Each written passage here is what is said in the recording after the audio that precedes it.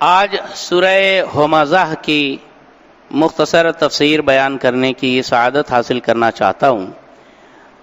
اللہ رب العزت ارشاد فرماتا ہے، اعوذ باللہ من الشیطان الرجیم، بسم اللہ الرحمن الرحیم، ویل لکل ہمزۃ لمزہ الذی جمع مالا وعددہ یحسب ان مالہ اخلدہ کلا لینبذن فی الحطمہ وما ادراک ما الحطمہ نار اللہ الموقدہ التي تطلع على الافئدة انها عليهم مؤصدة في عمد ممددة صدق اللہ العلی العظیم۔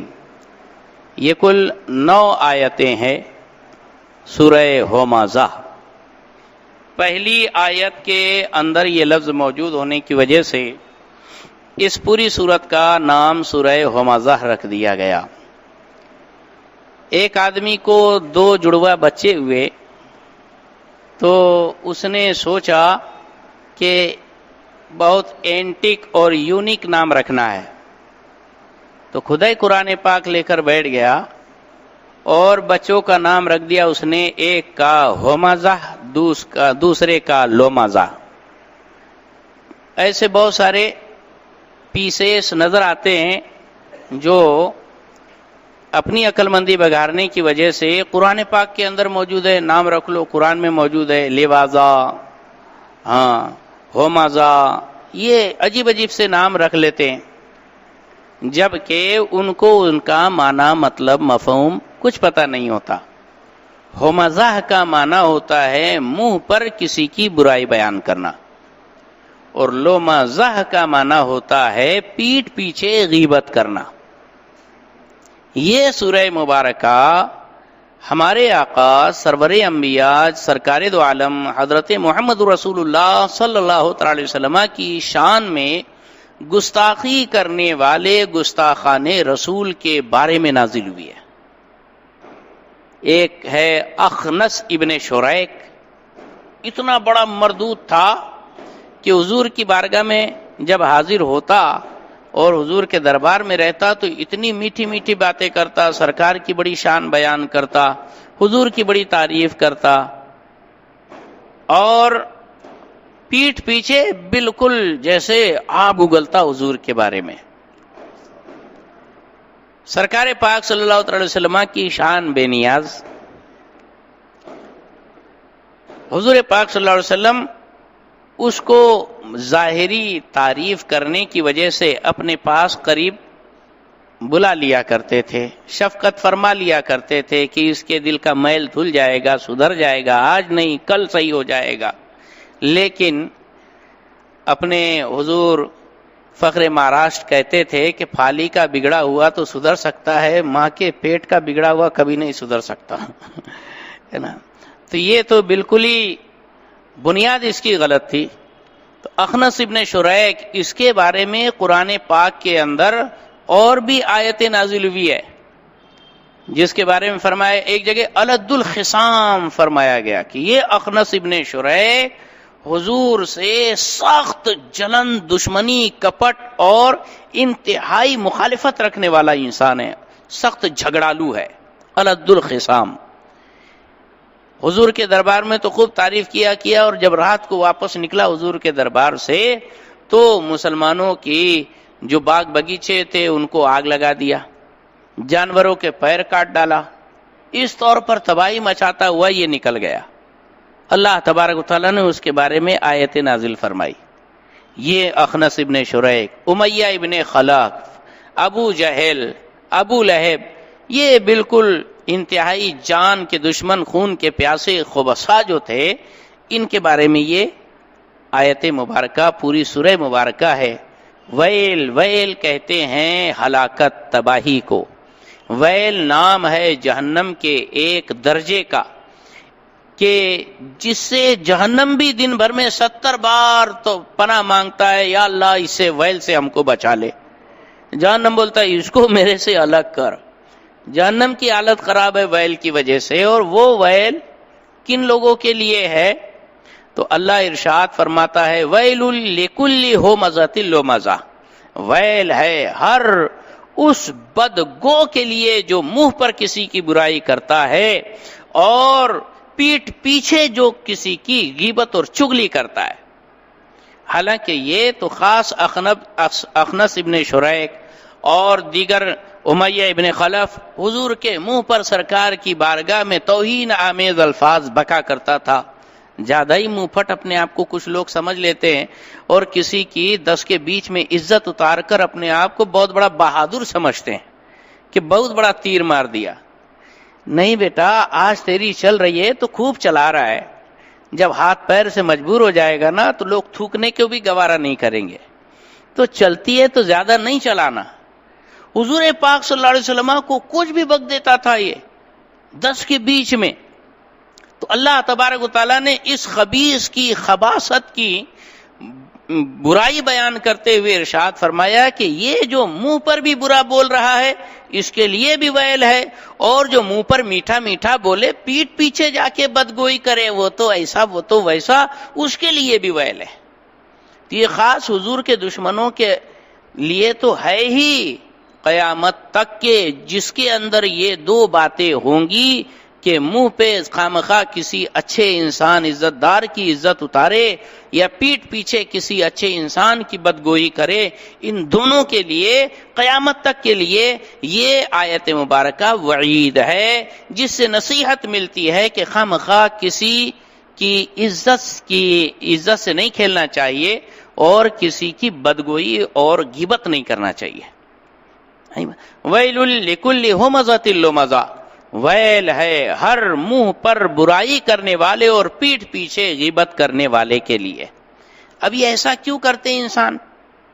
کسی کو کچھ بھی ڈانٹ دیا، ڈپٹ دیا، بالکل گرا کے بول دیا، یہ اتنا خمار، اتنا نشہ کیوں آ جاتا ہے؟ ہاں، الذی جمع مالا وعددہ، یہ جو اس کے اندر غرور، گھمنڈ، کبری اور تکبر آ گیا، یہ الذی جمع مالا وعددہ، مال جمع کرنے اور اس کو گن گن کے رکھنے کی وجہ سے، یعنی تھوڑے کچھ پیسے کیا آ گئے، بخار دماغ میں سما جاتا ہے، اپنے آپ کو مالدار سمجھ کر کسی غریب کو نیچا جانتا ہے اور اس کا برا بھلا کہتا ہے، بھلے بیچارہ داڑھی والا ہو، بوڑھا انسان ہو، لیکن یہ کہہ رہے ایسا کیا کر رہا، ویسا ہوتا نا۔ تو یہ جو ترٹ پنا، اربٹ پنا، کسی کا کوئی لحاظ نہیں کرنا، ادب نہیں کرنا، بڑوں کی عزت نہیں کرنا، اپنی دھاپ جمانا، اپنی چلانا، اپنی ہوا میں رہنا، یہ سب کیا ہے؟ یہ مال کی وجہ سے۔ ہاں، اور جس کو وہ گن گن کر رکھتا ہے مال کی محبت اور لالچ اور کنجوسی کی وجہ سے۔ الذی جمع مالا وعددہ یحسب ان مالہ اخلدہ، وہ یہ سمجھتا ہے کہ اس کا مال اس کو ہمیشہ کے لیے اجے امر بنا دے گا، ہمیشہ کے لیے رکھے گا، زندہ باقی رکھے گا۔ تو مال ہونے کی وجہ سے کوئی سدا ہمیشہ رہے گا، ایسا خیال آ جاتا ہے مالداروں کے اندر، اور وہ غریبوں کو گھٹیا سمجھنا شروع کر دیتے ہیں۔ تو اللہ تبارک و تعالیٰ ارشاد فرماتا ہے کہ جو مال کو یہ سمجھتے ہیں کہ مجھے ہمیشہ رکھے گا یا میرا مال میرے پاس ہمیشہ رہے گا اور میں ایسے ہی سب پر دبدبا چلاتا رہوں گا، تو ایسا ہر وقت نہیں رہتا۔ سدا دورہ دکھاتا نہیں، گیا وقت پھر ہاتھ آتا نہیں۔ مال کی وجہ سے، ارے جب فرعون نہیں بچا، قارون نہیں بچا، حامان نہیں بچا، شداد نہیں بچا، تم سے زیادہ جن کے پاس پاور تھا، تخت تھا، تاج تھا، لاؤ لشکر تھا، فوج پھاٹا تھا، خزانے تھے، وہ نہیں رہے، تمہارے پاس 1,00,000 2,00,000 10 کروڑ 20 کروڑ آ جانے پر تم کہاں اتنی ہوا میں اڑ رہے ہو؟ نیچے رہو، ہے نا؟ ہاں، الذی جمع مالا وعددہ یحسب ان مالہ اخلدہ کلا لینبذن فی الحطمہ، ہرگز نہیں، ہرگز نہیں، مال اس کو باقی نہیں رکھے گا، اس کا مال بھی سدا محفوظ نہیں رہے گا، بلکہ لینبذن فی الحطمہ، اس کو پھینکا جائے گا کچل دینے والی آگ کے اندر، جہنم میں پھینک دیا جائے گا۔ ایسا مغرور، ایسا منہ پھٹ، ایسا بدتمیز انسان، نبض کہتے ہیں پھٹی جوتی کو جب خراب ہو جائے، سڑ جائے تو اٹھا کر پھینک دیا جائے، لَيُنبَذَنَّ، تو ان کو اٹھا کر پھینکا جائے گا جیسے سڑی جوتی کو کوئی پھینک دیتا ہے، ایسے ہی یوز لیس سمجھ کر، بالکل کچرا سمجھ کر ان کو جہنم میں جھونک دیا جائے گا. اور وہ جہنم بھی کیسی؟ حطامہ، جو کچل دینے والی آگ. جیسے ہی اس کے اندر کچھ آیا تو اس کو لپکتی ہے اور اس کو اندر اپنے دبا کر کچل دیتی ہے اور بالکل مسمار کر کے جلا کر بھن کر بالکل تباہ و برباد کر دیتی ہے. لَيُنبَذَنَّ فِي الْحُطَمَةِ. ہاں، وَمَا أَدْرَاكَ مَا الْحُطَمَةُ، تمہیں پتا بھی ہے یہ حطمہ کیا چیز ہے؟ نار اللہ الموقدہ، اللہ کی آگ ہے جو روشن ہے، تیار ہے، جلی ہوئی ہے. وہ بھڑکانا نہیں پڑے گی کہ اب یہ آنے والا آ رہا ہے، اس کے لیے جلاؤ، پھونکو، دہکاؤ اور اس کو بھڑکاؤ. تیار ہے، موقدہ، اللہ کی یہ آگ لگائی ہوئی جہنم میں بالکل تیار ہے. کس کے لیے؟ یہ گھمنڈیوں کے لیے، یہ چگلی غیبت کرنے والوں کے لیے، یہ بدگوئی بدزبانی گالی گلوچ کرنے والوں کے لیے. اللہ اکبر. نار اللہ الموقدہ التی تطلع علی الافئدہ، جو کہ دلوں پر بھی چڑھ جائے گی.